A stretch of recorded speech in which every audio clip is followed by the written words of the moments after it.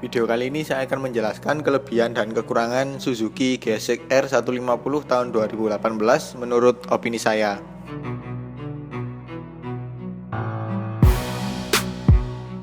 Kelebihan yang pertama yaitu fitur keyless. Ini jadi salah satu nilai jual dari Suzuki GSX-R 150, di mana untuk menyalakan dan mematikan motor tidak perlu memasukkan kunci. Cukup kantongi remote dan didekatkan ke motor dengan jarak di bawah 2 meter, lalu putar knopnya.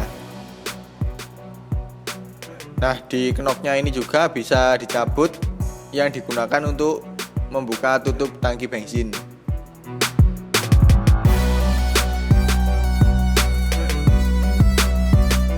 Adanya fitur keyless ini membuat motor aman dari tindakan pencurian. Yang kedua yaitu desain. Bicara desain, Suzuki GSX-R 150 ini punya desain yang mirip dengan Moto3, di mana desain bodi ramping dan stang sudah antriok. Selain itu juga dengan bobot yang ringan dan tinggi jok yang cukup rendah, membuat motor ini mudah dikendarai. Cocok untuk dipakai untuk orang yang tinggi di bawah 170 cm seperti saya. Yang ketiga yaitu mesin tidak dilimit. Ini juga termasuk kelebihan dari Suzuki GSX-R 150. Di panel penunjuk RPM menunjukkan redline RPM-nya hanya sampai 10.500 RPM.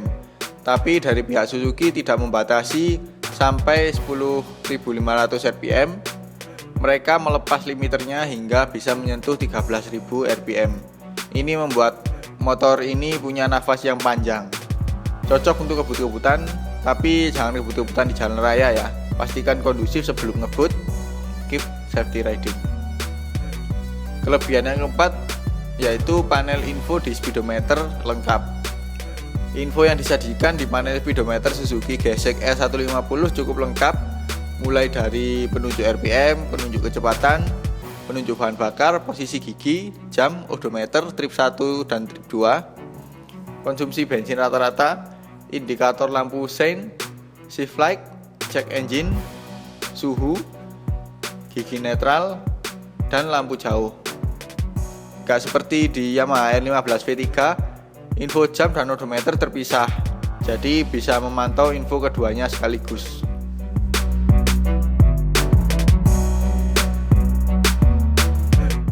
Yang kelima yaitu fitur Easy Start System. Fitur ini juga termasuk jadi nilai jual Suzuki GSX-R 150 dan satu-satunya di kelas Sport 150cc, dimana ketika kita menghidupkan mesin, kita tidak perlu menekan tombol starter terus-menerus hingga mesin menyala. Cukup dengan satu kali tekan, mesin akan otomatis bisa menyala. Kelebihan yang keenam yaitu konsumsi bahan bakar cukup irit. Konsumsi bahan bakar Suzuki GSX-R 150 ini terbilang cukup irit. Ketika saya pakai motor ini beberapa hari, saya berhasil mencapai 38 km per liter. Sedikit di bawah Yamaha R15 V3 yang mampu mencapai 40 km per liter. Mungkin karena konstruksi mesin Suzuki GSX-R 150 menggunakan DOHC, sedangkan Yamaha R15 V3 menggunakan SOHC. Tapi sama-sama 4 klep. Ya, kalau ini kembali lagi ke gaya pengendara kita masing-masing ya. Kelebihan yang ketujuh, suara knalpot cukup enak. Untuk suara knalpot ini mungkin banyak yang kurang setuju ya. Tapi bagi saya untuk knalpot standar, suara knalpot Suzuki GSX-R 150 ini cukup enak didengar. Suaranya ngebas, tidak terlalu keras dan tidak terlalu senyap.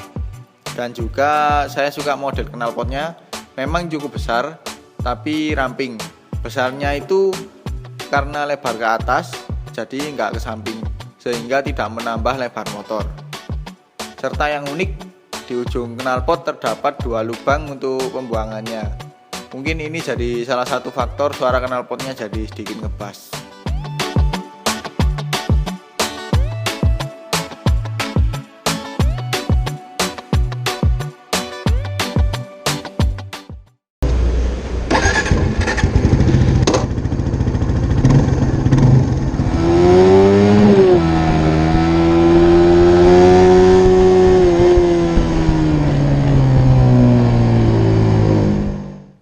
Yang kedelapan, radius putar kecil. radius putar Suzuki GSX-R 150 ini tergolong kecil. Untuk ukurannya saya kurang paham, tapi yang saya rasakan motor ini cukup mudah untuk putar balik, bahkan mirip dengan Yamaha Saber saya. Mungkin karena faktor ukuran diameter shock breaker depan yang cukup kecil sehingga radius putar Suzuki GSX-R 150 ini jadi lebih kecil daripada yang lain. Yang kesembilan adalah harga. Dengan harga kisaran 32 juta rupiah OTR Malang, kalian bisa mendapat motor sport fairing 150cc ini. Karena motor sport fairing 150cc yang lain seperti Honda CBR 150R dan Yamaha R15 V3 itu harganya sudah mencapai kisaran 35 juta rupiah ke atas. Tapi dengan fitur keyless, mesin yang punya nafas panjang, dan fitur easy start system, serta harganya 32 juta rupiah, Suzuki GSX-R 150 ini punya value for money yang sangat baik bagi saya. Karena fitur-fitur tadi belum ada di motor kompetitor, terutama fitur keyless. Setelah membahas kelebihan, kali ini saya akan membahas kekurangan dari Suzuki GSX-R 150 ini.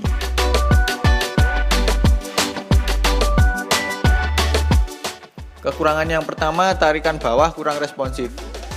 Dengan perbandingan bor carry stroke 62 x 48,8 mm yang membuat mesin overbore, tarikan tengah ke atas sangat bertenaga. Kekurangannya adalah tarikan bawah ke tengah jadi kurang responsif atau kurang bertenaga, sehingga kurang cocok untuk stop and go atau dipakai di kemacetan. Karena kita jadi sering buka throttle cukup dalam. Yang kedua yaitu desain tangki. Desain tangki Suzuki GSX-R 150 ini sebenarnya cukup bagus, namun di ujung belakang tangki ada tonjolan sehingga cukup rawan kalau kita kaum pria ketika mengerem mendadak, ya kalian pasti tahu sendirilah alasannya. Yang ketiga yaitu desain jok. Di sini ada beberapa kekurangan mengenai jok Suzuki GSX-R 150 ini. Pertama, joknya keras, lebih keras daripada Yamaha R15 V3. Kedua, jok penumpang terlalu tinggi dari jok rider yang rendah. Ketiga, joknya licin. Jadi ketika mengerem, posisi duduk mudah bergeser ke depan. Jika rider rawan terbentur tangki, kalau penumpang rawan turun ke jok rider. Keempat, desain jok penumpang ramping. Jadi kurang nyaman untuk diduduki atau kurang menopang badan dengan baik. Yang keempat yaitu suspensi keras. Suspensi Suzuki GSX-R 150 ini juga terbilang keras. Ketika melewati jalan kurang rata atau polisi tidur, motor terasa loncat-loncat. Stangnya juga terasa sekali getarannya. Juga ketika duduk di belakang lebih terasa lagi guncangannya. Yang kelima yaitu pengereman kurang pakem. Masalah pengereman mungkin ini jadi karakter Suzuki ya, terutama Suzuki GSX-R 150, di mana menurut saya kurang pakem. Jadi butuh menarik tuas rem cukup dalam agar bisa dengan cepat berhenti. Mungkin apa karena saya sudah terbiasa dengan karakter rem Yamaha, kemudian mencoba punya Suzuki, jadi terasa kurang pakem. Atau faktor lebar cakram depan yang cukup lebar ya. Kalau untuk rem belakang sih hampir sama dengan Yamaha Saber saya. Sama-sama rawan banyak ngunci kalau terlalu dalam ngerem. Yang keenam yaitu ketersediaan spare part. Untuk ketersediaan spare part Suzuki GSX-R 150 ini bisa dibilang cukup susah dicari ya. Jarang dijual di toko-toko, tapi di online shop cukup banyak. Jadi bagi yang tinggal di daerah-daerah kemungkinan lebih banyak beli di online shop. Yang ketujuh yaitu perawatan. Untuk perawatan motor ini sebenarnya nggak terlalu susah. Dalam hal ini sudah mulai jarang kita jumpai bengkel-bengkel resmi Suzuki, terutama di daerah-daerah ya. Ya itu tadi opini saya mengenai kelebihan dan kekurangan Suzuki GSX-R 150. Jika ada pendapat saya yang kurang sesuai, saya mohon maaf sebelumnya. Saya membuat video ini untuk membagikan impresi saya dan membahas kelebihan dan kekurangan. Siapa tahu video saya bisa menjadi pertimbangan untuk membeli motor ini. Oke, sekian dulu video kali ini. Kalau suka dengan video ini jangan lupa like, Kalau ada masukan, kritik, saran, atau pertanyaan bisa komen di bawah. Jika video ini bermanfaat, silakan di-share ke sosial media kalian. Kalau mau mengikuti video-video terbaru dari saya, silakan tekan tombol subscribe serta tekan tombol loncengnya untuk mendapatkan notifikasinya. Follow juga Instagram saya di @mojoangserkor038. Terima kasih kepada @ryukani.id telah berkenan meminjamkan motornya ke saya untuk direview. Terima kasih telah menonton dan sampai jumpa di video selanjutnya.